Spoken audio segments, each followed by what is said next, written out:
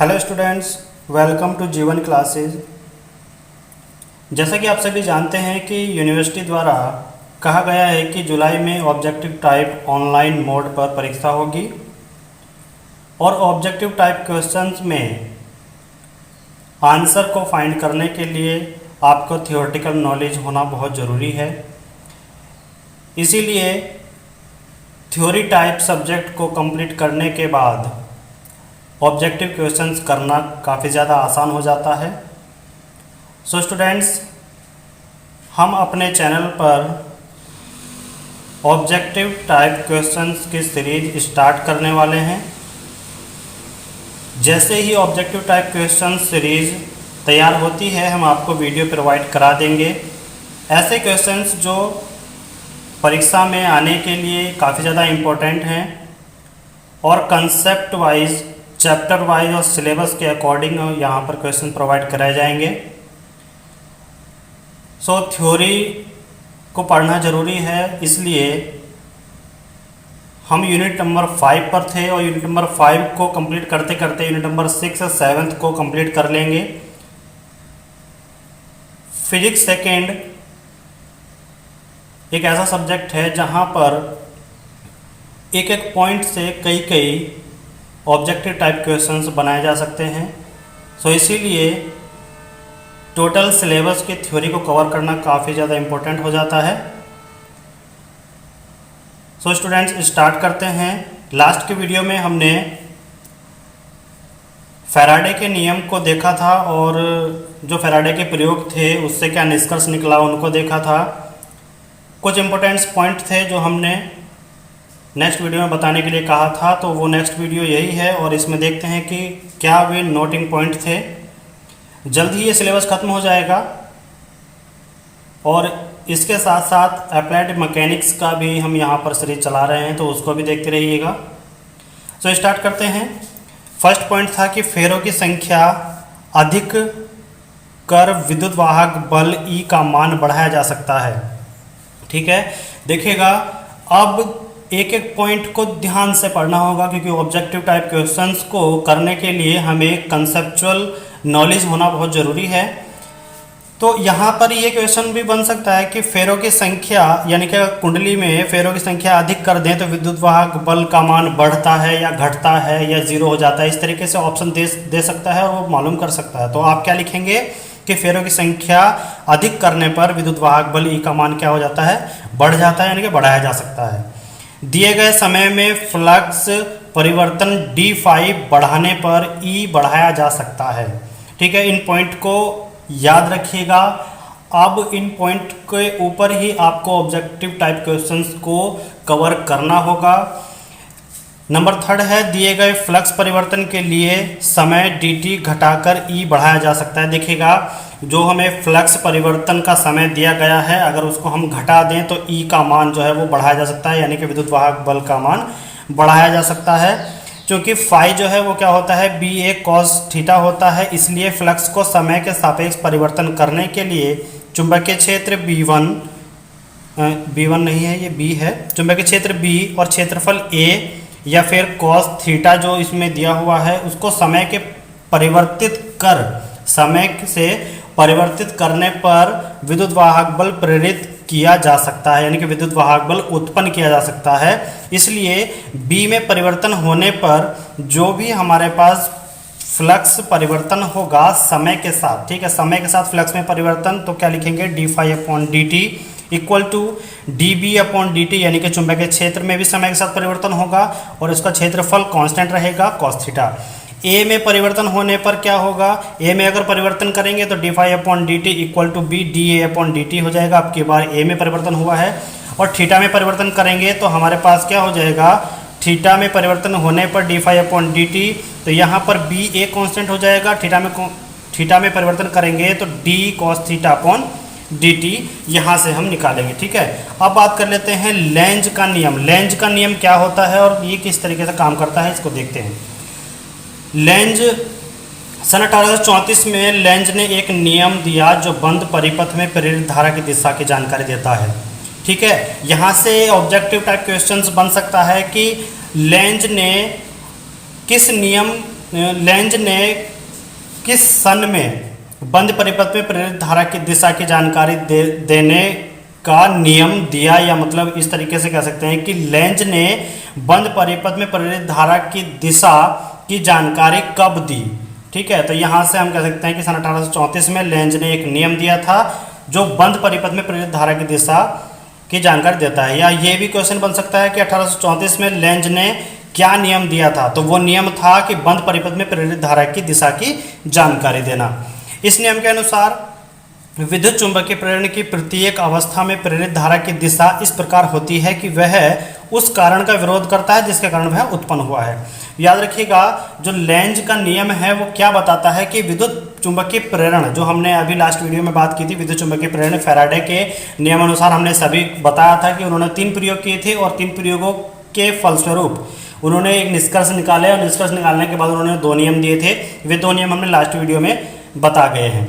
ठीक है, तो यहाँ पर लेंज ने यह बताया था कि विद्युत चुंबकीय प्रेरण की प्रत्येक अवस्था में प्रेरित धारा की दिशा इस प्रकार होती है कि वह जिस कारण उत्पन्न हुई है वह उसी का विरोध करती है। ठीक है, तो वह उस कारण का विरोध करती है जिसके कारण वह उत्पन्न होती है।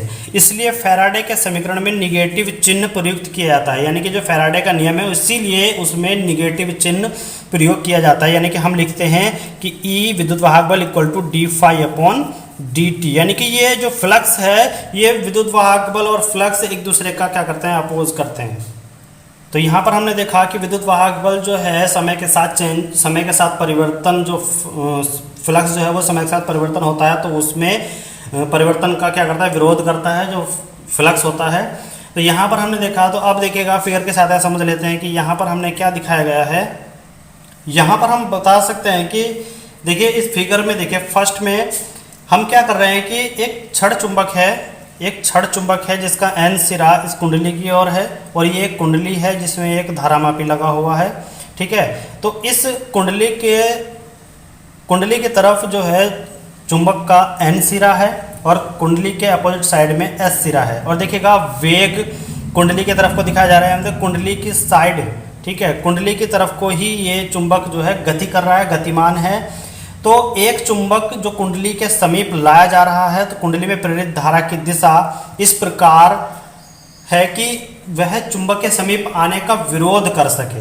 इसका मतलब ये है कि जो भी चुंबक इसके नज़दीक आएगी कुंडली के, तो चुंबक का जो भी सिरा कुंडली की तरफ होगा उस सिरे के बिल्कुल सेम सिरा जो है कुंडली बना लेगी, जिससे कि वह उस चुंबक के आने का विरोध कर सके। क्योंकि यहाँ पर ये N सिरा है, तो यहाँ पर क्या N सिरा डेवलप हो जाएगा, जिससे कि N और N क्या होगा, आपस में एक दूसरे को प्रतिकर्षित करेंगे। यानी कि ये अगर यहाँ पर ये पास आ रहा है तो इसको ये दूर भेजने का प्रयास करती है, लेकिन अगर ये अपोजिट साइड में हो जाता है, यानी कि इसको हम अपोजिट गति कराते हैं, इस कुंडली से दूर इसको ले जाते हैं, तो ये क्या करता है, कुंडली S सिरा यानी कि जो साउथ पोल है वो डेवलप कर लेता है, और जो N सिरा है उसको अपनी ओर आकर्षित करने का प्रयास करता है। तो यहाँ पर ये देखते हैं कि जो भी धारा होगी अगर इसमें एंटी क्लॉकवाइज हमें मिल रही है, तो इसको दूर ले जाते हुए क्लॉकवाइज डायरेक्शन में हमें धारा देखने को मिलेगी। यानी कि इसका मतलब ये है कि धारामापी में विक्षेप पहले इस साइड था और अब विक्षेप जो है उसके अपोजिट साइड में देखने को मिलता है। ये हमने लास्ट वीडियो में सही तरीके से बताया था। अगर आपने वो वीडियो देखी होगी तो आई होप आपको समझ में आया होगा। अब बात कर लेते हैं लेंज के नियम से ऊर्जा संरक्षण सिद्धांत की पुष्टि कैसे करें। आइए देखते हैं। यहाँ से क्वेश्चंस आते हैं और ऑब्जेक्टिव टाइप क्वेश्चंस भी बन सकते हैं, इसलिए इसको ध्यान से देखिएगा। Confirmation of principle of conservation of energy by Lenz law, यानी कि लेंज नियम से ऊर्जा संरक्षण सिद्धांत की पुष्टि कैसे करते हैं। तो देखिए, एक चुंबक कुंडली के समीप लाया जाता है। मान लो एक चुंबक है वो कुंडली के समीप लाया जाता है। माइंड में इमेजिन कीजिएगा, जो भी कहा जा रहा है उसको माइंड में इमेजिन कीजिएगा और देखिएगा किस तरीके से यहाँ पर बताया जा रहा है। ठीक है, पहले तो आप ये जान लीजिएगा कि जो हमने अभी तक पढ़ा उसमें यह था कि एक चुंबक कुंडली के समीप लाया जाता है, तो कुंडली में जो है जो चुंबक का सिरा कुंडली की तरफ है उस सिरे के बिल्कुल सेम सिरा कुंडली में डेवलप हो जाता है और वो उसको दूर भगाने की कोशिश करता है। ठीक है। तो एक चुंबक कुंडली के समीप लाया जाता है, तो यदि चुंबक का दक्षिण ध्रुव कुंडली के समीप आता है तो कुंडली में प्रेरित धारा दक्षिणावर्त दिशा में बहकर स्वयं दक्षिण ध्रुव बना लेता है। ठीक है, यानी कि कुंडली स्वयं दक्षिण ध्रुव बना लेता है। ठीक है, तो फलस्वरूप जो भी उसमें होगा कि जो धारा है वो दक्षिणावर्ती बहेगी, क्योंकि दक्षिण ध्रुव चुंबक का होगा, दक्षिण ध्रुव कुंडली का होगा, और वो क्या करेगा, एक दूसरे को प्रतिकर्षित करेगा। तो प्रेरित धारा चुंबक के विस्थापन का विरोध करती है, यानी कि चुंबक जो विस्थापित होकर उसकी तरफ आ रहा है उसका विरोध करती है। और कुंडली में धारा को बनाए रखने के लिए चुंबक का विस्थापन गति आवश्यक है। और हम सभी जानते हैं कि अगर चुंबक की गति लगातार बनी हुई है तो कुंडली में धारा भी लगातार बनी रहेगी। जैसे ही कुंडली के किसी भी हिस्से पर, यानी कि जहाँ पर भी चुंबक को हम रोकेंगे तो चुंबक को रोकते ही हम क्या देखेंगे कि धारामापी में विक्षेप शून्य हो जाता है, यानी कि कुंडली में धारा बहनी बंद हो जाएगी। ठीक है, तो इसलिए कुंडली में धारा लगातार प्रवाहित होने के लिए चुंबक का रेगुलर मोशन होना जरूरी है। तो कुंडली में धारा को बनाए रखने के लिए चुंबक का विस्थापन गति आवश्यक है। विस्थापन यानी कि जो गति है वो आवश्यक है। तो इसके लिए हम यह कह सकते हैं कि विद्युत प्रेरण जो चुंबकीय विद्युत प्रेरण है, इलेक्ट्रोमैग्नेटिक इंडक्शन यांत्रिक ऊर्जा को विद्युत ऊर्जा में बदलता है। ठीक है, यानी कि विद्युत चुंबकीय प्रेरण में क्या होता है कि यांत्रिक ऊर्जा को विद्युत ऊर्जा में बदला जाता है। ठीक है, यांत्रिक ऊर्जा कौन सी हुई, यानी कि मैकेनिकल वर्क जो है, मैकेनिकल एनर्जी जो है उसको इलेक्ट्रिक करंट में, ठीक है, इलेक्ट्रिकल एनर्जी में हम उसको कन्वर्ट करते हैं। देखिएगा, हम उस चुंबक को यहाँ से इस कुंडली के पास ला रहे हैं। ठीक है, इस कुंडली के पास लाने में हम इस पर एक फोर्स लगाएंगे, यानी कि हम इस पर कार्य करेंगे तो क्या होगा, वो मैकेनिकली होगा, यानी कि हम एक्सटर्नल फोर्स उस पर लगाएंगे चुंबक को कुंडली के पास लाने में। और उस चुंबक के कुंडली के पास आने पर क्या होगा, इस कुंडली में विद्युत धारा उत्पन्न होगी, यानी कि जो भी एनर्जी हमारी उस चुंबक को उस कुंडली के पास लाने में लगेगी वो कन्वर्ट हो जाएगी उस कुंडली में विद्युत धारा के रूप में। ठीक है, और लेंज का नियम यहीं पर यह दर्शा देता है कि ऊर्जा संरक्षण का ये एक रूप है। जो लेंज का नियम है उसको ऊर्जा संरक्षण का नियम से हम तुलना कर सकते हैं। तो यहाँ पर एक ऑब्जेक्टिव टाइप क्वेश्चन बन जाता है कि लेंज का नियम ऊर्जा के किस नियम का एक रूप है।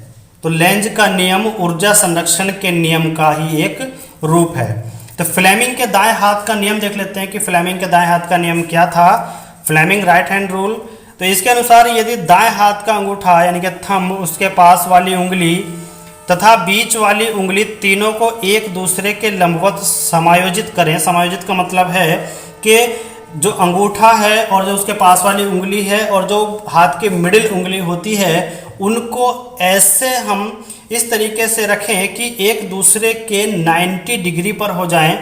तो यदि अंगूठे द्वारा चालक की गति की दिशा अंगूठे के पास वाली उंगली द्वारा चुंबकीय क्षेत्र की दिशा व्यक्त होती है तो चालक में प्रेरित धारा की दिशा जो है वो बीच वाली उंगली द्वारा बताई जाती है।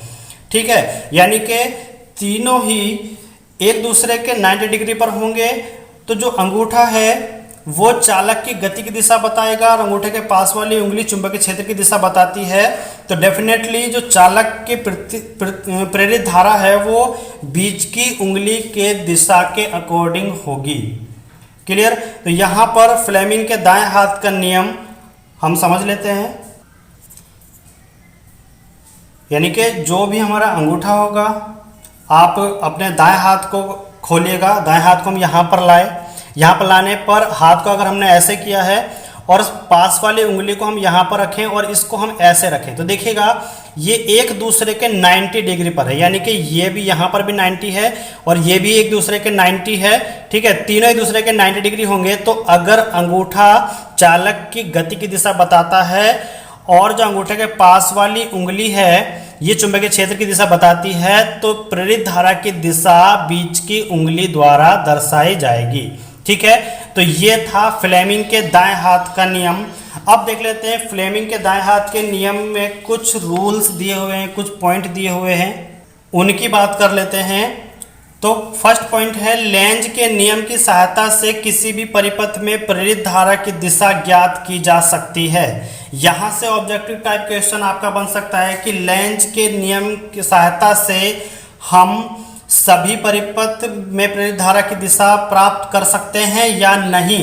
तो यस और नो में भी क्वेश्चन आ सकता है। तो लेंज के नियम की सहायता से हम किसी भी परिपथ में प्रेरित धारा की दिशा ज्ञात कर सकते हैं, जबकि फ्लेमिंग के दाएं हाथ के नियम से केवल और केवल सीधे चालक में प्रेरित धारा की दिशा ज्ञात की जा सकती है। ठीक है, याद रखिएगा, लेंज के नियम द्वारा हम क्या कर सकते हैं, किसी भी परिपथ में प्रेरित धारा की दिशा ज्ञात कर सकते हैं, लेकिन फ्लेमिंग के दाएं हाथ के नियम के द्वारा केवल सीधे चालक में प्रेरित धारा की दिशा ज्ञात कर सकते हैं। यहां से क्वेश्चन बन सकता है कि किस नियम द्वारा हम किसी भी परिपथ में प्रेरित धारा की दिशा ज्ञात कर सकते हैं। तो वो ऑप्शन दे देगा लेंज का नियम या फिर फैराडे का नियम, या और तीसरा ऑप्शन दे सकता है वो कि फ्लेमिंग के दाएं हाथ का नियम, फ्लेमिंग के बाएं हाथ का नियम। ये चार ऑप्शन दे देगा। तो आपको वहां पर टिक करना है कि किसी भी परिपथ में प्रेरित धारा की दिशा ज्ञात करने के लिए हमें लेंज का नियम आवश्यकता पड़ती है, लेंज के नियम की आवश्यकता पड़ती है। लेकिन अगर वो ये कहे कि सीधे चालक में प्रेरित धारा की दिशा ज्ञात करने के लिए, सीधे चालक में प्रेरित धारा की दिशा ज्ञात करने के लिए, तो हम वहां पर टिक करेंगे कि वो फ्लेमिंग के दाएं हाथ के नियम के द्वारा ज्ञात किया जा सकता है। अब याद रहे कि फ्लेमिंग के बाएं हाथ का नियम, देखोगा हमने अभी दाएं हाथ के नियम की बात की थी, दाएं हाथ के नियम की, लेकिन याद रखिए कि फ्लेमिंग के बाएं हाथ का नियम, बाएं हाथ के नियम वास्तविक धाराओं यानी कि रियल करंट के लिए, तथा दाएं हाथ का नियम प्रेरित धाराओं के लिए है। ठीक है, ये क्वेश्चन यहाँ पर काफी ज्यादा इंपॉर्टेंट हो जाता है कि फ्लेमिंग के बाएं हाथ और दाएं हाथ, यहाँ पर काफी ज्यादा स्टूडेंट कंफ्यूज होते हैं। तो याद रखिए, फ्लेमिंग के बाएं हाथ का नियम वास्तविक धाराओं के लिए यूज किया जाता है और दाएं हाथ का नियम जो है वो प्रेरित धाराओं के लिए यूज किया जाता है। इसलिए हमने क्या कहा, अभी चुंबकीय प्रेरण पढ़ रहे हैं, यानी कि प्रेरित धारा के बारे में पढ़ रहे हैं, तो यहाँ पर हम दाएं हाथ का नियम यूज करेंगे। देखिएगा, यहाँ पर फ्लेमिंग के दाएं हाथ को हमने यहाँ पर शो किया हुआ है। आई होप आपको समझ में आएगा, वैसे हाथ की तरह ही लग रहा होगा। तो यहाँ पर देखिएगा कि जैसे हमने अभी हाथ करके बताया था कि अगर दाएं हाथ को इस तरीके से समायोजित किया जाए कि उसका जो अंगूठा है और जो उसके पास वाली उंगली है और बीच वाली उंगली एक दूसरे के 90 डिग्री पर हो, तो जो अंगूठा है वो क्या बताएगा, चालक की गति की दिशा बताएगा, और जो उसके पास वाली उंगली है फर्स्ट फिंगर, तो वो क्या बताएगी, चुंबकीय क्षेत्र की दिशा बताएगी, और जो मिडिल फिंगर है वो प्रेरित धारा की दिशा को शो करेगी। ठीक है, यानी कि अगर आपको कोई सीधा चालक दिखे और उसमें करंट फ्लो हो रहा हो, तो उसमें क्या होगा, वो चालक गतिशील हो, तो उस चालक की गति की दिशा में आप अपने दाएं हाथ का अंगूठा कर लीजिएगा, और उसके 90 डिग्री पर अगर आप उसके पास वाली उंगली को सीधा करेंगे तो वो उसके चुंबकीय क्षेत्र की दिशा बताएगी, और उसके मिडिल फिंगर को जब हम 90 डिग्री पर शो करेंगे तो वो उसके जो चालक है वो धारा की दिशा बताता है, यानी कि जो प्रेरित धारा है वो उसकी दिशा शो करेगा। तो यहाँ पर हमने देखा फ्लेमिंग के दाएं हाथ का नियम और उसके कुछ नोटिंग पॉइंट। याद रखिएगा फ्रेंड्स, ऑब्जेक्टिव टाइप पेपर होगा, ऑब्जेक्टिव टाइप पेपर में पॉइंट टू पॉइंट चलना बहुत जरूरी है। अब बात कर लेते हैं कि गतिमान विद्युत वाहक बल। गतिमान विद्युत वाहक बल क्या है, इसके बारे में जान लेते हैं। देखिएगा, गतिमान विद्युत वाहक बल, यहां पर हमें साफ साफ समझ आता है कि गतिमान विद्युत वाहक बल, तो इसमें गति का जिक्र जरूर होगा। ठीक है, यहां पर देख लीजिएगा, फिगर को ध्यान से समझिएगा। एक धातु का फ्रेम है, मान लो ये एक धातु का फ्रेम है। ठीक है, ये जो आपको दिखाया जा रहा है ये एक धातु का फ्रेम है। ठीक है, धातु का फ्रेम हमने माना, तो फ्रेम क्षैतिज तल में रखा हुआ है, यानी कि जैसे मान लो ये स्केल है तो ये एक फ्रेम है, तो क्षैतिज तल में इस तरीके से रखा हुआ है। ठीक है, ये इस तरीके से रखा हुआ है। फ्रेम के ऊपर एक चालक स्लाइडर छड़ PQ दाईं ओर एक समान वेग से V से सरक रही है।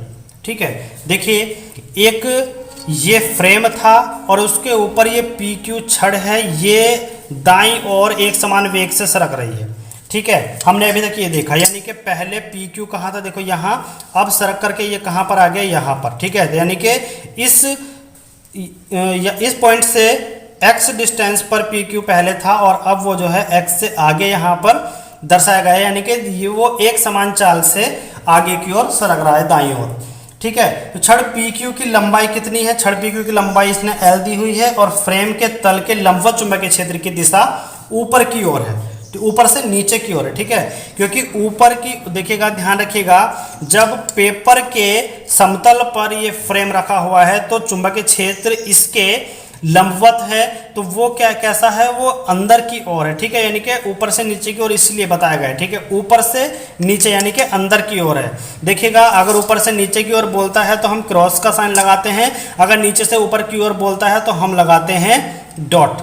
ठीक है, यहाँ पर याद रखिएगा, यानी कि बाहर से अंदर की ओर तो क्रॉस लगाएंगे और बाहर की ओर, अंदर से बाहर की ओर अगर चुंबकीय क्षेत्र बताएगा तो हम वहां पर डॉट लगाते हैं। ठीक है, तो यहाँ पर हमने बताया कि एक समान वेग से, यानी कि एक समान वेग v से ये छड़ सरक रही है और पी क्यू की लंबाई कितनी है, l है। तो फ्रेम के तल के लंबवत चुंबकीय क्षेत्र दिशा ऊपर से नीचे की ओर, यानी कि ऊपर से नीचे की ओर, अंदर की ओर है, तो छड़ फ्रेम के बाएं सिरे से x डिस्टेंस पर है और इस प्रकार जो ये परिपथ बनेगा, अभी तक जहां पर ये परिपथ बन रहा है ये कैसा है, एक बंद परिपथ बन जाता है, यानी कि P, यानी कि यहां पर देखें पी क्यू आर एस एक बंद परिपथ बनता है। लेकिन हमने क्या बताया कि जो भी ये पी क्यू छड़ है वो एक समान वेग से दाईं ओर सरक रही है। ठीक है, तो चूंकि SP कितना है, SP हमारे पास x है, लिखिएगा s और p, इसकी डिस्टेंस कितनी है, x है, और PQ और RS, देखिए PQ और RS दोनों सेम है, तो सेम होने पर क्या है, ये डिस्टेंस इसकी L हो जाएगी। इसलिए परिपथ PQRS से गुजरने वाला चुंबकीय फ्लक्स कितना होगा, phi equal to B A cos theta, phi equal to B A cos theta. अब ए को हम क्या लिखते हैं, लेंथ इंटू डिस्टेंस। ठीक है, लेंथ ये हो गई और डिस्टेंस कितनी है, ये है, तो हमारे पास कितना आ जाएगा, L इंटू एक्स लिख सकते हैं और इंटू में कॉस जीरो क्यों, जीरो हम इसलिए लिखते हैं कि जो भी हमारे पास ये फ्रेम है ये यहाँ पर इस तरीके से है। ठीक है, तो इसके लंबवत अगर हम कोई भी वेक्टर ले तो ये ऐसे ही होगा, यानी कि ऊपर की साइड होगा, और ऊपर से नीचे की तरफ ही क्या है, चुंबकीय क्षेत्र है, तो दोनों कैसे होंगे, दोनों ही इस तरीके से होंगे और इन दोनों के बीच में एंगल कितना है, 0 है। ठीक है, दोनों के बीच में एंगल 0 है, तो 0 एंगल हम यहाँ पर लेंगे तो यहाँ पर फाई क्या आ जाएगा, BLX आ जाएगा। ठीक है, तो छड़ PQ दाईं ओर सरक रही है, ये हमें पता है, छड़ जो है वो PQ वो किसी दाईं ओर सरक रही है इधर की साइड, अतः x बढ़ रहा है, तो इसका मतलब है x तो बढ़ेगा ही, तो चुंबकीय फ्लक्स में जो परिवर्तन हो रहा है, ठीक है, चुंबकीय फ्लक्स में परिवर्तन हो रहा है, इसका मतलब तो यही है। अब चुंबकीय फ्लक्स में परिवर्तन क्यों हो रहा है, ध्यान से देखिएगा, पहले कितना एरिया था यहाँ पर, ठीक है, तो इस एरिया से जो भी चुंबकीय बल रेखाएं निकलेंगी उनकी संख्या को हम क्या कहेंगे, चुंबकीय फ्लक्स कहेंगे। अब ये छड़ सरक करके ये यहाँ पर आ गई है, तो अब इस पोर्शन से भी चुंबकीय बल रेखाएं अंदर आएंगी, तो इतना एरिया यहाँ पर बढ़ गया है, तो अब टोटल से जो चुंबकीय बल रेखाएं अंदर आएंगी उनकी संख्या बढ़ जाएगी। अब जब चुंबकीय बल रेखाओं की संख्या बढ़ेगी तो चुंबकीय फ्लक्स ऑटोमेटिकली बढ़ेगा। ठीक है, यानी कि चुंबकीय फ्लक्स में परिवर्तन हो रहा है अगर जो PQ है वो दाईं ओर सरक रही है। ठीक, तो यहां से हम देख लेते हैं फ्लक्स परिवर्तन की दर, यानी कि समय के साथ परिवर्तन d∅dt BL, और किस में चेंज हो रहा है, डिस्टेंस में चेंज हो रहा है, तो dx/dt।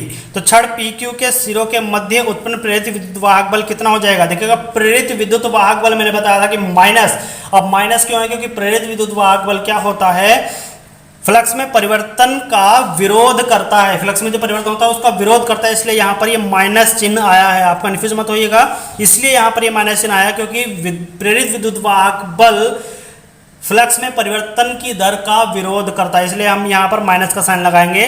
तो BL dx/dt, क्योंकि हम यहाँ पर d∅dt की वैल्यू रखेंगे ये वाली। ठीक है, तो जहाँ माइनस dx/dt क्या है, वो वेलोसिटी है, यानी कि छड़ का वेग है, तो हम यहाँ पर क्या लिखेंगे, E इक्वल टू BLV आ जाएगा। यानी कि B से क्या है चुंबकीय क्षेत्र, L क्या है लेंथ है, और V क्या है क्षण का वेग है। तो प्रेरित विद्युत वाहक बल को गतिमान विद्युत वाहक बल भी कहते हैं। याद रखिए, प्रेरित विद्युत वाहक बल को गतिमान विद्युत वाहक बल भी कहते हैं। यहां से भी ये क्वेश्चन बन सकता है। सबसे पहले तो ये क्वेश्चन बनता है कि जो प्रेरित विद्युत वाहक बल है E, वह किसके बराबर होता है। तो वो कुछ भी दे सकता है ऑप्शन, और उसमें एक ऑप्शन दे देगा BLV, तो आपको BLV टिक करना होगा। इसी तरीके से प्रेरित विद्युत वाहक बल किसके बराबर होता है, या प्रेरित विद्युत वाहक बल को और किस नाम से जाना जाता है, तो उसमें वो 4 ऑप्शन देगा। तो आपको याद रखना है कि प्रेरित विद्युत वाहक बल गतिमान विद्युत वाहक बल के नाम से जाना जाता है, यानी कि प्रेरित विद्युत वाहक बल को गतिमान विद्युत वाहक बल कहते हैं। अब देख लेते हैं प्रेरित धारा की दिशा। प्रेरित धारा की दिशा हम कैसे फाइंड करेंगे। तो प्रेरित धारा की दिशा फ्लेमिंग के दाएं हाथ के नियम के अनुसार क्षण PQ में प्रेरित धारा I की दिशा PQ होगी। अतः परिपथ में प्रेरित धारा वामार्त यानी कि एंटी क्लॉकवाइज दिशा में प्रवाहित होगी।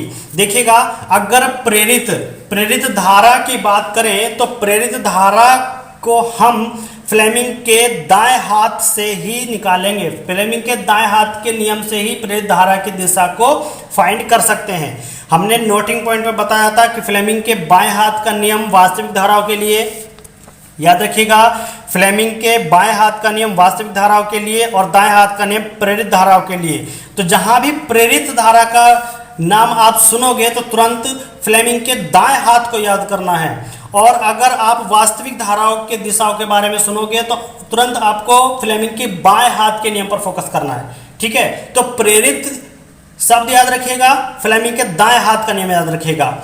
वास्तविक याद रखिएगा तो फ्लेमिंग के बाएं हाथ का नियम याद रखिएगा। तो फ्लेमिंग के दाएं हाथ का नियम प्रेरित धाराओं की दिशा को ज्ञात करने के लिए प्रयोग किया जाता है।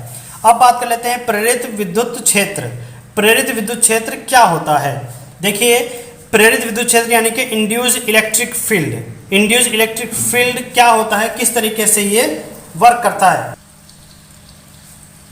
एक वृत्ताकार चालक कुंडली लीजिए। यहाँ पर एक वृत्ताकार चालक कुंडली है और वो एक चुंबकीय क्षेत्र में रखी हुई है। चुंबकीय फ्लक्स कुंडली के भीतर से गुजर रहा है, यानी कि जो चुंबकीय बल रेखाएं हैं वो यहाँ से इसके अंदर से गुजरेंगी। तो इसके क्षेत्र के अकॉर्डिंग जो भी चुंबकीय फ्लक्स होगा वो उन चुंबकीय बल रेखाओं की संख्या को हम कहेंगे। तो इससे गुजरने वाला चुंबकीय फ्लक्स, इस छल्ले के अंदर से चुंबकीय बल रेखाओं की संख्या जो भी गुजर रही है उनके बराबर होगा। तो यदि चुंबकीय क्षेत्र B नियत है और इसके सरफेस के लंबवत है और ऊपर से नीचे की ओर है। याद रखिएगा, इन साइन को पढ़ने के लिए हम क्या कहेंगे कि जो चुंबकीय क्षेत्र B है वो इसके क्षेत्र के क्या है, लंबवत है और ऊपर से नीचे की ओर है। ठीक है, अब जो कुंडली में प्रेरित धारा, ठीक है, कुंडली में धारा प्रेरित करने के लिए चुंबकीय फ्लक्स का परिवर्तन आवश्यक है, ये हम सभी जानते हैं। ठीक है, यानी कि जब चुंबकीय फ्लक्स में परिवर्तन होगा तभी कुंडली में धारा प्रवाहित होगी, अन्यथा नहीं होगी। तो कुंडली के भीतर से जो भी फ्लक्स गुजरेगा, यदि चुंबकीय क्षेत्र B नियत है तो कुंडली में धारा प्रेरित नहीं होगी। अगर जो चुंबकीय क्षेत्र है वो नियत है तो कुंडली में कोई धारा प्रवाहित नहीं होगी। कुंडली में धारा प्रवाहित करने के लिए चुंबकीय फ्लक्स का परिवर्तन आवश्यक है, और चुंबकीय फ्लक्स में परिवर्तन तभी होगा जब चुंबकीय क्षेत्र में परिवर्तन होगा। यानी कि चुंबकीय फ्लक्स में परिवर्तन चाहिए हमें प्रेरित धारा को उत्पन्न करने के लिए, और धारा उत्पन्न कब होगी, जब फ्लक्स में परिवर्तन होगा, और फ्लक्स में परिवर्तन कब होगा, जब चुंबकीय क्षेत्र में परिवर्तन किया जाएगा। तो हम जानते हैं कि चुंबकीय फ्लक्स है उसमें परिवर्तन करने पर हमें धारा प्रवाहित, जो प्रेरित धारा है वो मिलती है। तो हम सभी जानते हैं कि F = QVB sin थीटा। ठीक है, QVB sin थीटा होता है, और V जो है वो क्या है, 0 है। अगर V 0 है तो वो क्या होगा, फोर्स भी 0 होगा। यानी कि हम कह सकते हैं कि स्थिर आवेश पर चुंबकीय बल कार्य नहीं करता। और चुंबकीय बल किस नियम से निकलता है, ये निकलता है लॉरेंज बल से। ठीक है, लॉरेंज बल यानी कि चुंबकीय बल को ही हम लॉरेंज बल कहते हैं। तो याद रखिएगा, अगर कोई भी गतिमान आवेश यानी कि कोई भी आवेश अगर स्थिर है तो उसमें कोई भी चुंबकीय बल कार्य नहीं करेगा। अगर आवेश गतिमान है तो उसमें एक बल लगेगा जिसको हम लॉरेंज बल कहते हैं या चुंबकीय बल कहते हैं। ठीक है, तो यहाँ पर हम देख लेते हैं कि अब प्रश्न ये उठ जाता है कि अगर आवेश स्थिर है तो उसमें कोई भी फोर्स नहीं लगेगा, और आवेश अगर गतिमान है तो उसमें फोर्स लगेगा, यानी कि कौन सा फोर्स लगेगा? चुंबकीय बल लगता है। तो अब सवाल यह उठता है कि जब चुंबकीय बल मुक्त इलेक्ट्रॉनों को गतिशील कर परिपथ में चक्रीकरण नहीं कर सकता, तो प्रेरित धारा के मुक्त इलेक्ट्रॉनों को कौन सा स्रोत गतिशील करे हुए है, फिर किस तरीके से उसमें धारा प्रवाहित होती है? तो हम यहाँ पर देखेंगे कि इसमें कोई भी बैटरी का यूज नहीं किया गया, कोई भी बैटरी नहीं है, तो फिर ऐसा क्या है जो मुक्त इलेक्ट्रॉनों को गतिशील किए हुए है? ठीक है, एक बार फिर सुन लीजिएगा कि स्थिर आवेश पर चुंबकीय बल कार्य नहीं करता। ठीक है, ये हम सभी जानते हैं कि स्थिर आवेश पर चुंबकीय बल कार्य नहीं करता, यानी कि अगर हम देखें F equal to q v B sine theta, तो अगर V इक्वल टू 0 यानी कि स्थिर है तो V इक्वल टू 0 होगा, तो जो बल है वो 0 हो जाएगा, तो कोई भी बल कार्य नहीं करता। तो फिर सवाल उठता है हमारे पास कि चुंबकीय बल मुक्त इलेक्ट्रॉनों को गतिशील कर परिपथ में चक्रीकरण नहीं करा सकता। ठीक है, यानी कि जो चुंबकीय बल है वो मुक्त इलेक्ट्रॉनों को परिपथ में गतिशील नहीं करा सकता। तो प्रेरित धारा के मुक्त इलेक्ट्रॉनों को कौन सा स्रोत गतिशील कराता है? जबकि उसमें कोई बैटरी भी नहीं लगी हुई है, हमने कोई उसमें बैटरी का यूज नहीं किया है, तो फिर जो प्रेरित धारा है उसमें मुक्त इलेक्ट्रॉनों को कौन गतिशील कराता है? तो इलेक्ट्रॉनों पर लगातार गतिशील करने का जो कार्य है वो विद्युत क्षेत्र द्वारा किया जाता है। याद रखिए, प्रेरित धारा में इलेक्ट्रॉनों को लगातार गतिशील करने का कार्य विद्युत क्षेत्र द्वारा किया जाता है, और विद्युत क्षेत्र E द्वारा मुक्त इलेक्ट्रॉनों पर बल लगातार उन्हें परिपथ में चक्रीकरण कराता है।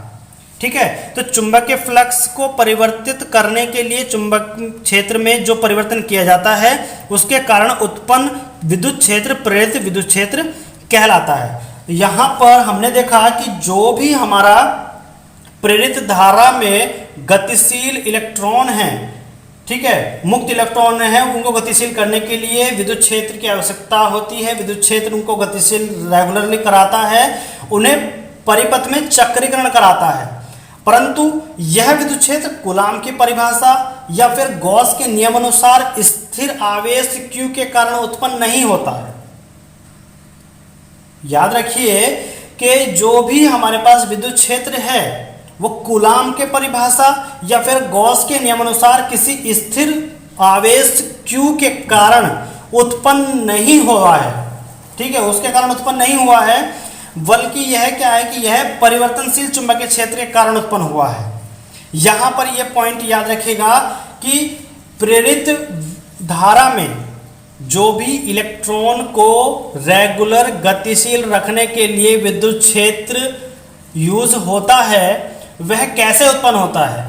तो अभी तक जो विद्युत क्षेत्र उत्पन्न होता था वो कूलाम के नियमानुसार या फिर गॉस के नियमानुसार हम बताते थे, लेकिन यहाँ पर ऐसा कुछ नहीं है। यहाँ पर जो विद्युत क्षेत्र उत्पन्न हो रहा है वो चुंबकीय क्षेत्र के परिवर्तन के कारण उत्पन्न हो रहा है, और इसे ही क्या कहेंगे हम? प्रेरित विद्युत क्षेत्र कहते हैं। तो चुंबकीय फ्लक्स को परिवर्तित करने के लिए चुंबकीय क्षेत्र में जो परिवर्तन किया जाता है उसके कारण उत्पन्न विद्युत क्षेत्र प्रेरित विद्युत क्षेत्र कहलाता है। प्रेरित विद्युत क्षेत्र अस्थिर विद्युत तथा असंरक्षणीय होता है। यहां पर याद रखिए कि प्रेरित विद्युत क्षेत्र अस्थिर विद्युत, अस्थिर याद रखिए, अस्थिर विद्युत या असंरक्षणीय होता है। ठीक है, प्रेरित विद्युत क्षेत्र की बल रेखाएं परिपथ में बंद परिपथ बनाती है। यहां से क्वेश्चन बन सकता है कि प्रेरित विद्युत क्षेत्र की बल रेखाएं परिपथ में कैसा पाथ बनाती हैं? तो कैसा पाथ बनाती है? बंद पाथ बनाती है। ठीक है, जिनका न तो कोई आरंभ होता है और न ही अंत होता है। अब नेक्स्ट क्वेश्चन यहां से बन सकता है कि प्रेरित विद्युत क्षेत्र की बल रेखाएं सतत होती हैं। ठीक है, तो क्वेश्चन में कहेगा कि प्रेरित विद्युत क्षेत्र की बल रेखाएं कैसी होती हैं? ठीक है, यानी कि प्रेरित विद्युत क्षेत्र की बल रेखाओं की प्रकृति कैसी होती है, तो वो 4 ऑप्शन दे देगा, तो आपको ऑप्शन लगाना है सतत होती है। सो स्टूडेंट्स, आज की वीडियो में इतना ही। जो भी हमारे वीडियो पर नए हैं वो चैनल को सब्सक्राइब कर लीजिएगा, जिससे कि आने वाली सभी वीडियो के नोटिफिकेशन आपको आपके मोबाइल पर मिल सकें। और आने वाली जो भी ऑब्जेक्टिव सीरीज हैं उसको आप प्रॉपर तरीके से देखते रहिएगा, उससे बाहर कुछ नहीं आएगा। सिलेबस के अकॉर्डिंग ही हम उस ऑब्जेक्टिव सीरीज को चलाने वाले हैं। सो फ्रेंड्स, बने रहिएगा आपके अपने यूट्यूब चैनल जीवन क्लासेस पर। अगर वीडियो अच्छी लगी हो तो वीडियो को शेयर कीजिएगा, लाइक कीजिएगा। वीडियो को लाइक जरूर कर दीजिएगा और एक बार वीडियो को शेयर कर दीजिएगा। Thanks for watching.